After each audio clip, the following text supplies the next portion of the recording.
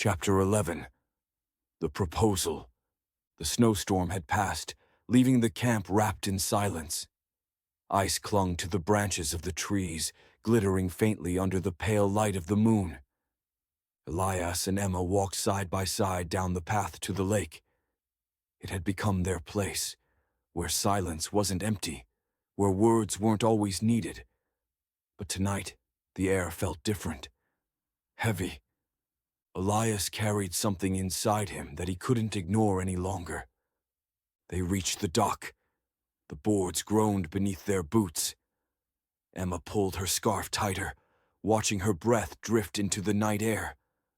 Elias stopped, turning toward her. His face was calm, but his eyes carried a weight she had never seen before. "Emma," he began softly, "there's something I need to say. And it's not easy." She froze, her heart racing. For a moment she feared he had discovered the truth, the CIA, the mission, everything. But his voice, when it came again, was steady, vulnerable. "I've spent my whole life keeping people out, because if they got too close, they could take what matters to me, or break me when they left.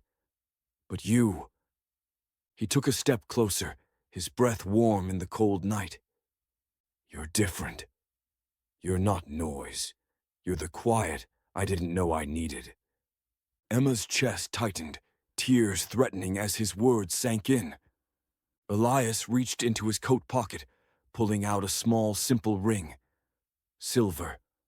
Unpolished. Something he had bought in the town, nothing more than a symbol. But to him, it meant everything.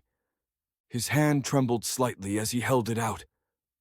"Emma Clark, I don't care what's coming. I don't care who's chasing me.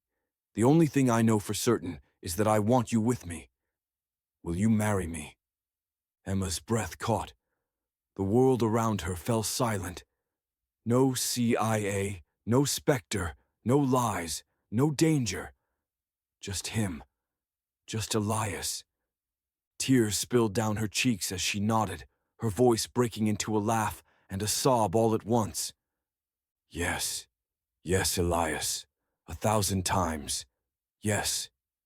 He slid the ring onto her finger, his hand steadying as hers closed over his. Then he pulled her into him, kissing her with a certainty that silenced every fear. Far away in Langley, Mason Cole read the latest field report. His analysts still scrambled against Spectre, still tracked whispers of foreign interest. But Cole allowed himself a quiet exhale as he read the final line.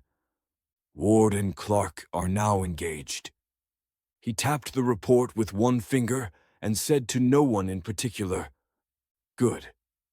That means when the time comes, he'll follow her anywhere." On the frozen dock, Emma leaned her head against Elias's chest, listening to the steady rhythm of his heartbeat. For the first time since she had stepped into this mission, she no longer felt like an operative or an outsider or a pawn. She felt like what she truly was, his fiancée,